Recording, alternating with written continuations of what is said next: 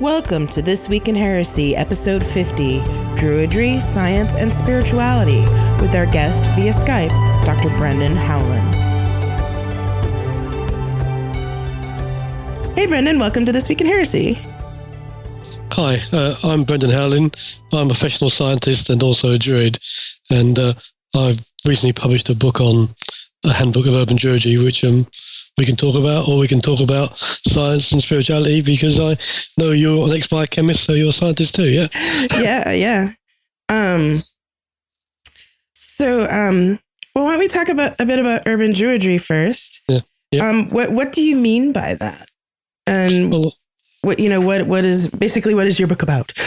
Yeah, so basically, I mean, people think of druidry as people who sit around in white robes in forests doing meditations and things, but the majority of people don't live in forests, yeah?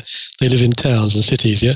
Right. So if druidry is going to be any use at all, it's got to be of relevance to people who live in towns and cities, yeah? So introduces things you can do, bring druidry into everyday life, yeah?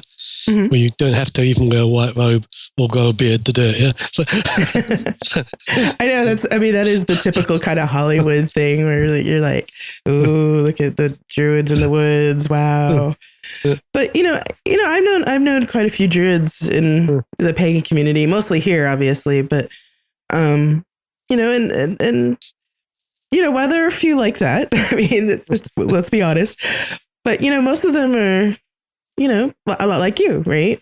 And it would seem, what I've read of the history of druids, and I could be wrong, but it seems like druidry was much more practical and historically, and so it doesn't seem that far-fetched, Yeah, I see what you mean. I mean, druidry is so diverse. You get sort of the hairy weirdos that you're talking about, yeah, and sweet little old ladies in tweed skirts as well, yeah, who form part of the whole cadre, yeah. And in the past, yeah, it was effectively a caste of Celtic society, yeah, where these people made the laws, told people what to do, etc. Yeah, whereas nowadays druidry is more about finding your inspiration and living in the right way, yeah. And we take our inspiration from nature, which, if you think about it, the only thing you can actually really know is that we're here on this earth, yeah. And if we're here on this earth, we've got to experience it, yeah. So druidry shows you how to experience it and make yourself a better person, hopefully through doing it, yeah. So it is a practical course, yeah. It's a very practical thing to do, yeah. What drew you to druidry? It was a long, very circular path, yeah, because I started off as, self-help, yeah, psychology, such like, yeah, and sort of quietly drifted on, yeah.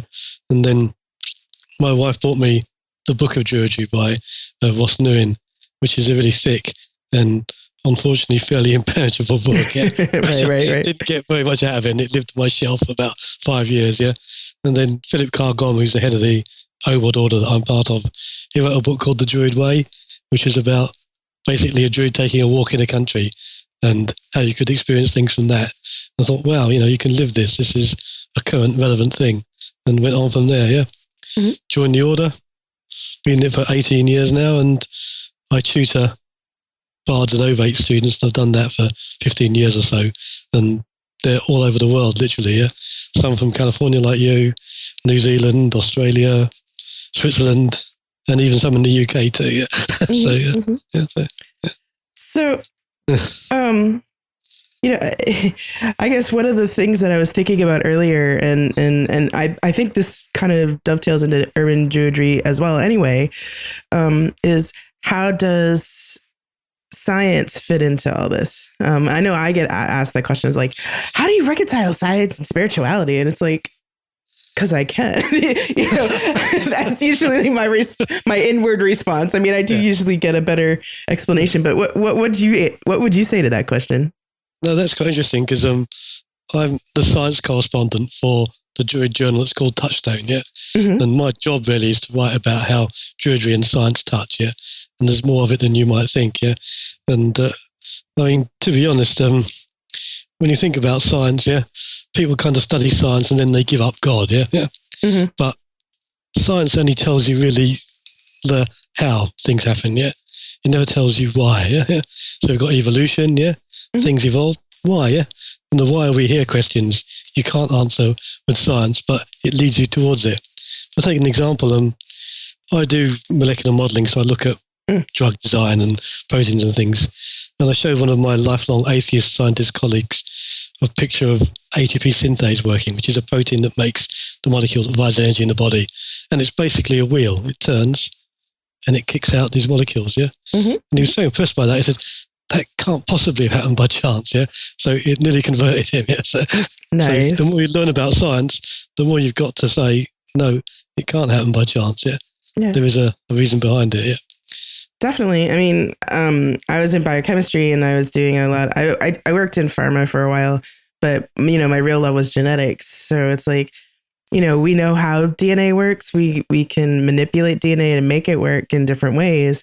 But it's like, you look at this molecule and it opens, it opens with an enzyme, like a zipper, and the cell somehow knows when to replicate itself. I mean, that's pretty amazing stuff. And I'm like, well, isn't that where divinity lies? I mean, really? Yeah, absolutely. I'm fully congruent with you there. Yeah, that is how it works. Yeah. It's just too complicated to really have happened by chance. Yeah. Mm-hmm. It's such perfect order, such rhythm. It's wonderful. Yeah. Yeah. So, yeah, I agree entirely, yeah.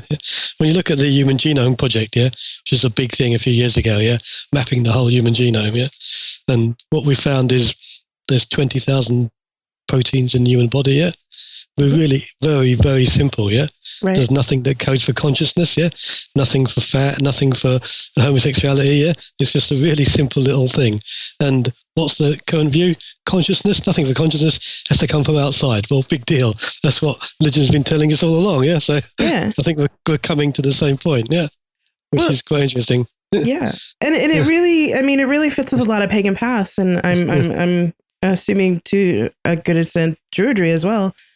Because, we're not, in doing a nature-based, nature-observant spirituality, it's like, well, we're not that different from the animals. And that turns out to be very true. Absolutely, yeah, yeah. We're a great deal more simple than the animals, yeah? Because if you look at chimpanzees, the reason they can't speak is they have genes that turn off the speaking mechanism, yeah? And we've lost those, yeah? So, so we're just sort of a very simple freak. right, absolutely.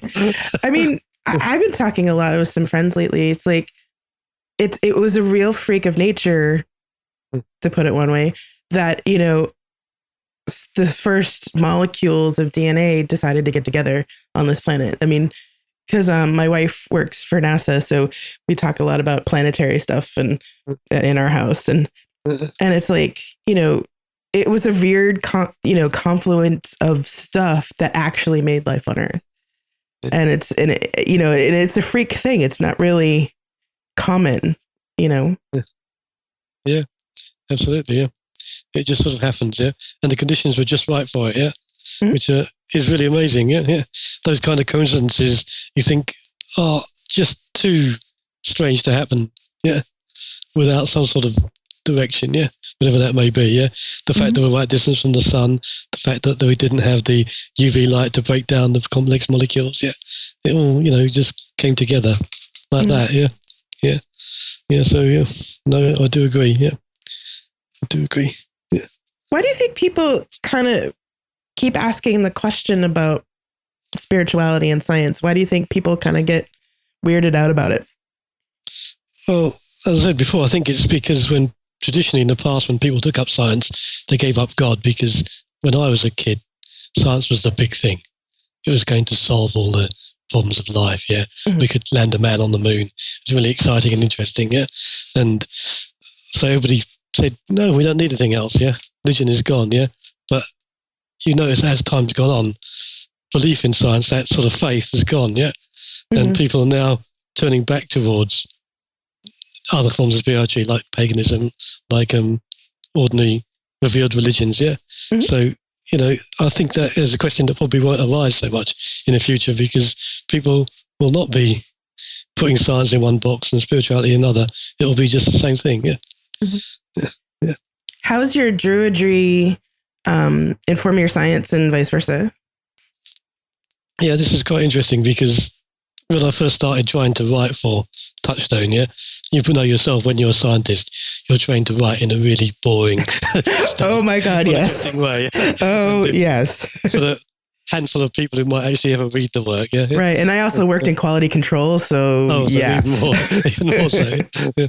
So it was a real effort to learn to write for the journal in a way that was interesting, witty, and short, that people could tell these things. I was thinking something that all scientists should have to do, yeah? Should have to try and explain your subject in a simple way to people who are not scientists, because it's really, really hard, yeah? Yeah. But when you get there, it's really quite amazing that people come up to me in Druid meetings, say, oh, I really enjoyed that bit, yeah?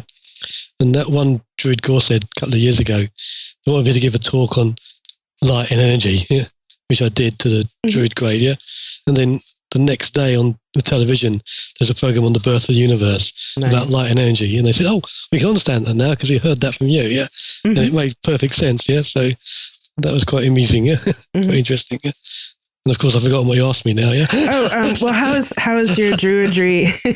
That's okay, no worries. I was thinking, druidry you're talking about how druidry has influenced your work, but how has it influenced you in, like going the other way, like in the work that you do? How does it give you a different way of seeing your work, and that maybe gives you a different picture of, say, from your other colleagues? Do you think that happens? Yeah, I think all scientists should have open minds, yeah, but unfortunately a lot of them don't. I mean, they're just right. They're as biased as everyone else, yeah. But when you study druidry, yeah, we're looking for the awen, the inspiration that comes from above, yeah, and following your own way, yeah. And that's really useful in science because it allows you to look around, find things out, and do your own things, yeah. So I do some weird things like you wouldn't expect from a scientist. We do art exhibitions with the gallery on the university, yeah, and we did one on. They brought a guitar around the university, yeah, and said, "How do you react to this?" Yeah, so being scientists, we looked at the surface, we did fingerprints and things, yeah. So cool. You can, and we did an installation that lasted a week on that stuff. So you can link to things that you wouldn't have thought normally would be the remit of science if you have an open mind, which druidry helps you, yeah. My beef at the moment is about magic, yeah, and what magic really is, and because I've written an article, I think a book called Pagan Planet recently, on magic, and what I say is probably heresy to a lot of people, but excellent. What you want heresy, yeah. Go for it. Magic is about power, yeah, but the only power you can actually have is over yourself, yeah. You can't have power over anyone else, yeah. And Wicca and such like people try and have power, yeah. So if I take, for an example, if I was a 14-year-old girl, which I know is hard to believe, yeah, and I wanted a boy to fall in love with me, yeah, you would do your little love spell, and clearly it's worked. He's now in love with you, yeah. So you might actually go and talk to him, start hanging around, yeah. He talks out and says, well, who's this girl? She's obviously interested in me, yeah. The result, it's happened, yeah. But the magic has happened because you've changed yourself and your own attitude. You haven't affected someone else, yeah. And that is the essence of magic, I think, yeah. And Nimue, who is the editor, said, oh, this is a bit controversial, but let's have it in there because you might well be right. We'll see, yeah. Well, I mean, I don't entirely disagree because, I think that's kind of the point of any real spiritual path. I mean, whether you consider magic prayer or whatever, you're moving the universe to suit your will. And so, and by doing that, you're changing things, including yourself. I mean, you can't really get away from the change yourself, even if, because, it's supposed to change you as the universe moves and you move and, and time moves. Yeah, no, couldn't agree more. Yeah. So as you say, there's a mechanism for prayer there too, as well. Yeah. Yeah. And a big part of druidry training is actually finding out what you should actually be doing with your life. Yeah. And once you know what you should actually be doing, then you can follow that. And that's transformative too. Yeah. And that's transformative magic. Yeah. I've seen so many tutees who've been really sort of lost. They haven't found their way. Yeah. And they've come to the course and they've got it all together. and it's wonderful seeing the transformation that they undergo. Yeah. Oh yeah. That's probably the most rewarding thing about it. The most unrewarding thing about tutoring is when you see someone says, "I'm going to do this," think, "No, don't do that." Really, don't do that. And you can't say because we only are tutors. We're not telling them what to do. Yeah. Right. They go off, and 8 years later they come back and say, "Oh, you were right." But you've got to learn your own way. There's no other way around it. Yeah. Oh, absolutely. I mean, in the teaching that I've done, it's like you see, you have some students that you just like, you watch and it's like a flower opening and like fireworks. And it's just like, wow, this is so awesome. And then, there's some people you just kind of go, oh boy, okay. You're going off the rails and I can't do much about it. You're just going to have to learn from what you're doing. Okay. I'm going to step back now and go shake my head. Yes, quite. Yeah. Yeah. So in Druidry, how's the universe explained? Because I'm familiar with Druidry, but I'm not like 100% versed. I think I have like maybe 20% knowledge of Druidry, not too much. And of course, given the time frame of our interview, I haven't really been able to delve into your books very well. So, yeah. Okay. Well, the main thing about Druidry is there's no concept of deity yet. So your God or no God at all is entirely up to you. Yeah. Mm-hmm. So that's why we have an order and not a religion, yeah. Even though, as you probably know, Druidry was declared the newest religion in the UK recently, yeah. Right. But the people who did that, OBOD's not a member of, yeah, and we're the largest Druid organisation, yeah. So I wouldn't say what a female colleague of mine called it, but never mind. Let's forget that. Yeah. There's no concept of Druidry, yeah. So there's no deity in Druidry, yeah. It's entirely up to you. So we have pagan druids are the ones most people are most familiar with, yeah, who see gods and goddesses and everything, yeah. Yeah. We have Buddhist druids, we have Christian druids. There's a Christian Grove in Edinburgh, yeah. We have secular druids, yeah. You even have one Sufi druid that I know of, yeah. Oh, wicked cool. It covers all philosophies of deity, yeah. And the reason it's an order is that we work our way through the 3 grades. We start off with the bardic grade, which is basically about getting fluffy and happy and finding your bardic qualities, creativity, fun, training your imagination. Yeah. For the next stage, which is Ovate, which is the dark, deep center of the forest bit, finding yourself, and that's the hard bit. And that's the bit that takes a long time, and a lot of people have big problems with. Then you come out of the forest at the end, and you put it all together and become Druid, and then you're able to realize where you are and where you're going. So we have this saying, sort of fluffy bards, spiky ovates, and cool druids, which is what should happen. Right. Yeah. Awesome. Yeah. So that's really interesting because, over here in the US, a lot of people get kind of bent out of shape about people practicing more than one tradition. So, like I'm Wiccan Christian, and I've gotten a lot of flack for being both. So where it's like, I've got pagans on one side going, you're consorting with the enemy. And then, and then I've got Christians on the other side. It's like, once you found Jesus, you're obviously saved. So you don't need that Wicca stuff anymore. And it's like, but, it works for me to have both. And, and speaking with the deities, doing my deity work, they're like, whatever. So, do druids get some flack for that too? Do you guys get flack for that? Yeah, I think they do. I think you do. I think the main problem is Catholics. Yeah, Catholics tend not to like Catholic druids. Yeah, because they're basically a medieval religion. So right. Like anything out of that. Yeah. So, the main within the druid community, tolerance is the word. Yeah. When you stand in a sort of druid circle, you can be pretty damn certain that the person next to you doesn't believe half the things that you do, yeah, or in the same way round the circle. They say if 10 Druids meet, you'll have 11 different views. Right. Things, yeah. So acceptance is really part of what we are, yeah. And Right. we don't mind, yeah. I mean, the biggest problems I had really were being a scientist and a Druid, because, as you said before, being a scientist is not thought congruent with any sort of religious or spiritual belief, but it's not true. All the best scientists have been religious or spiritual in one way or another. Yeah, yeah. So, yeah. So I agree with you. What I think is wrong is what I call smorgasbord philosophy. Yeah, a bit of this, I'll try that for a bit, then I'll try something else, then I'll try something else, then I'll try something else, and these people keep seeking, yeah, trying to find that elusive thing that'll give them all they want. Whereas in fact, they've got it all along, yeah. They're just not looking properly, yeah. So, yeah, it doesn't matter what you call yourself, yeah, as long as you've got that, yeah.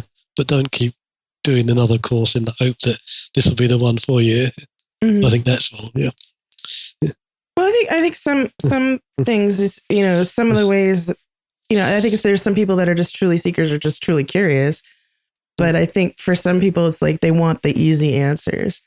And it's just, you know, when you've found something, you know, you realize it's not easy answers ever. No, that's right. I mean, that's the sort of the main problem with spirituality. In concept, it's actually very, very easy, yeah? In practice, it's very, very hard, yeah? And it's getting that working is going. There's this lovely story about this Buddhist guy is wandering along with a forest with a big pile of sticks on his back, yeah? And he stops, puts the sticks down, becomes enlightened, picks up his sticks and carries on walking again, yeah? Because being enlightened doesn't make any difference to what happens in your life, yeah? It's just how you feel it and respond to it, yeah? And I think that's the important thing, yeah? Well, you know, it's hard, yeah? Yeah, it's like the whole chop, like, you know, before enlightenment, chop wood, carry water. After enlightenment, chop wood, carry water. Yeah. That's right. You got it, yeah? You got it, yeah.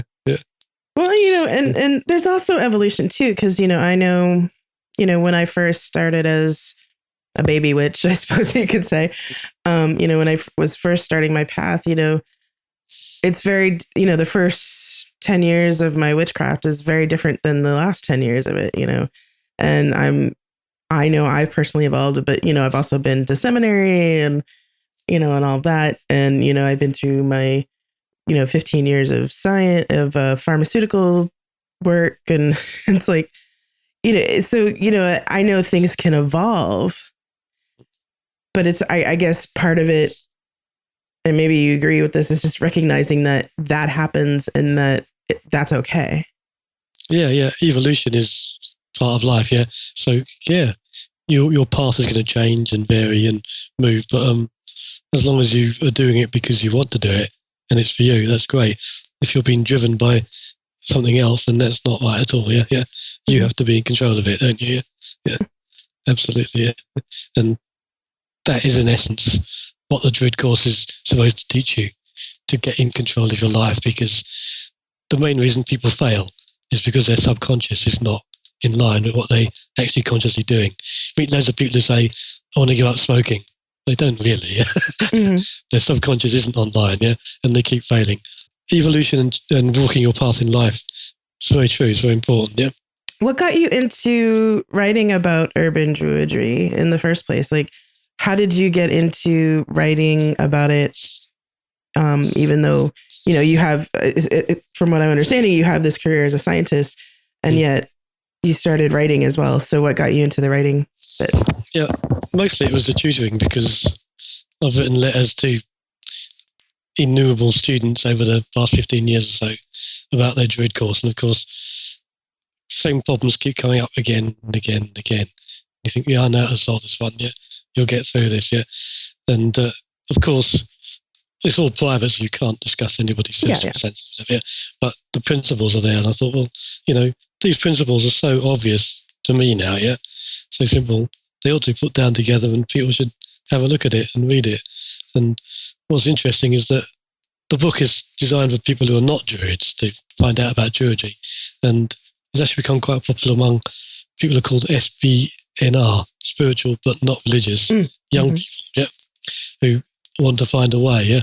And that fits in there. So it's bringing all that stuff together and then putting it out. And it was one of those coincidences again, because in the Druid journal Touchstone, the editor of Moonbook said, "I'm looking for books on druidry. When he's got one, I thought, oh, I have, yeah." Sent it off. Next day, it was accepted. Yeah, awesome. These things happen. Yeah. Excellent.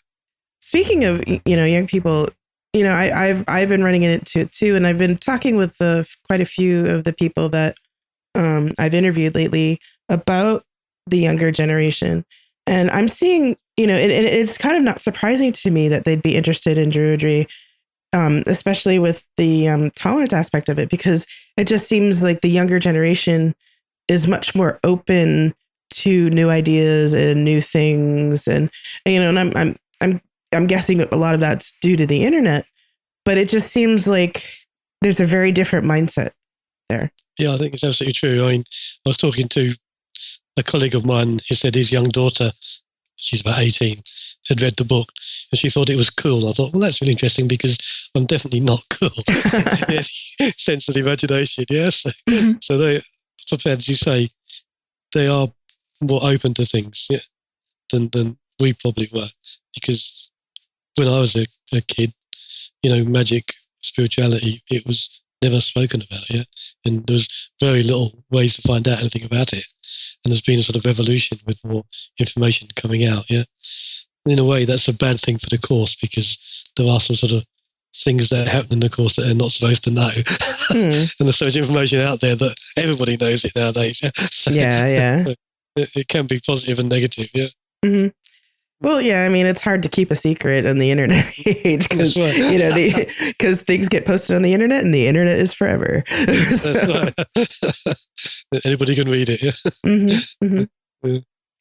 But, I also think, with a lot of the opening and, it's kind of mixed bag among all pagans and all secret groups, whether that's a good thing to have things out there or not.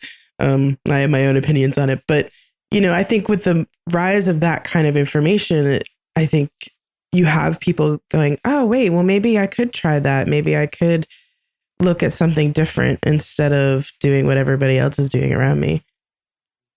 No, I think you're right, because your concept of people accepting what other people do, it's never been more needed, has it? Yeah. In today's world, yeah, where we've got divisions everywhere, yeah. If people can come together and say, look, I accept his view, I accept her view. That's great, yeah. That's what a spiritual life is, isn't it? Yeah. Yeah. Really. Yeah. Absolutely. Yeah. Well, I do a lot with radical inclusion, which basically is, accepting people as they are, who they are, and as they come to me as a priest and into our tradition or, in the different traditions that I practice. And one of the concepts that I have talked about before is the idea that we all have our own axioms of belief, and that two different axioms that are completely different can exist in the same universe at the same time and still be true. And it just seems like that just freaks people out. Yeah. Well, if I come back to the science on that one, yeah, something I was talking about recently about models, yeah. Yourself that in science, everything is models. Right. And models are things we can't really understand, to be honest, yeah. And we accept the model until the evidence builds up against it, and you have to reject it, yeah. Absolutely. So in chemistry, for instance, we have organic chemists who treat atoms and molecules as a kind of molecular Lego with fixed geometries. They can just stick together and build things, yeah. And people like me who are more on the theoretical side, we see energy fields, and the energy fields mix together and give the shape of the molecule. That's two different views, yeah. Two different axioms describing exactly the same thing.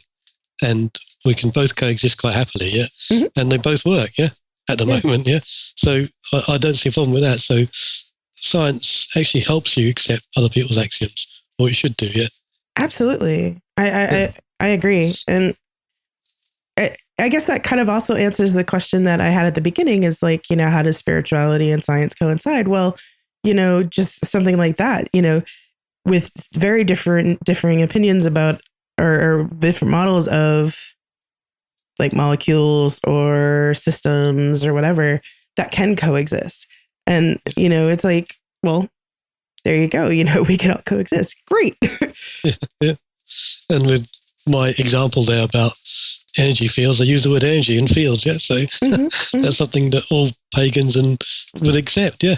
So we're not so far apart at all, really, yeah. So, yeah. And and for the scientists on that scientist side, it's like you can describe magic in terms of energy, and it's understandable. And I think I guess sometimes I see magic as a science in itself, because you can experiment with it, and at least for me in my worldview, it works. I can do a certain thing as a magic spell or a magic thing or a version of prayer or whatever, and for me it works. I have tested it again and again, and it works. So that's fine. If your paradigm works for you, that's great, yeah. And you've tested it. That's all that a scientist requires, isn't it? Yeah. You've got your model and your proof, the concept. Fine, yeah. No problem. Yeah, at all, yeah. I find this actually interesting with healers, yeah. You have spiritual healers, yeah. And a lot of the spiritual healers I know, isn't they have a problem, it's straight to the doctors for medicine, yeah. You think, hold a second, should you actually be doing that? Yeah? And yet there is a place for scientific medicine, yeah, and a place for scientific healing, and they're kind of accepting that themselves, yeah. Your miracle drugs for cancer, antibiotics, yeah, life would be pretty awful without them, yeah. And spiritual healing, where you can actually calm your mind and get yourself together, is something that scientific medicine ignores. I think at its power, yeah, and those two could be more closely linked together, yeah. Because people think spiritual healing, you can cure everything and everything will be fine. I don't think that's the case. Yeah. Well, I think it's on both sides. There's the allopathic medicine where they're like, it's only this type of medicine, only drugs, only this, and then then like you said with the spiritual healing, it's like, only spiritual healing can cure everything, and and I've seen it. I mean, granted, I live in the San Francisco Bay Area, so there's a lot of melding of allopathic medicine and things like acupuncture and massage therapy and and Reiki and things like that. And it seems like they could work complementarily. Is that a word? It's morning. You have to forgive me. They're much more complementary than either side gives it, and I think that's the other side of science. It's like people of the science spirituality thing is like they can be much more complementary than people think. Yes, absolutely, yeah. And we should be, I think, more inclusive, yeah. Because you shouldn't reject things out of hand just because you happen not to like them, yeah. Or think you don't like them, yeah. So absolutely, you should be more open, yeah. And as I said before, science is supposed to teach you to be open-minded, yeah. Look at it, evaluate the evidence, yeah. You can do that. That's your training, yeah. Absolutely. Do that, yeah. Do you think having a spiritual view in the sciences helps you to look more at the totality of our world and the totality of systems more than like really narrowly focusing on something? Yeah, I think it does. You get more interested in the bigger questions and how things fit together, yeah. Because certainly in academia, a lot of people have basically just reinvented their PhD for 40 years or so. Yeah? Right. Never moved outside that really narrow field. Yeah. Right. And, that isn't fun to me. Yeah. You've got to look at a bit more things. Yeah. Find out more about things. Yeah. So I'm with you on that completely. Yeah. Well, and also, seeing how, how your field of study can affect somebody else's field of study. I think I always find that fascinating when I was working with different disciplines, like, and even down to like, I was doing assays on 96 well plates and, and how the chemistry that I was doing actually affected the machines that was running the tests for me, and vice versa, because, we'd had buffers that would have salt in it, and the salt would affect the machine, that would affect our results.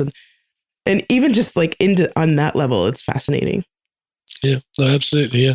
I mean, in the kind of research that I do, I basically design the molecules, and I work with biologists, synthetic chemists, yeah, and we all have different views on things, and we make it work together, yeah. Or I work with material scientists, yeah, so we design synthetic polymers, they test them, find out if they work. If they don't, they tell me, we modify it, yeah, and they make constructions with them, see if they do things. So it goes the whole way from, this tiny computer to out there in the real world, things happening, yeah. And I think that's very exciting, yeah. So it is a broader view. So I hadn't really thought of that before. It's probably my Druid has kind of caused that in a way. Yeah? See, that's why you causing acceptance to break out in the sciences. Excellent. That's right. So, well, if that's not heresy, I don't know what is.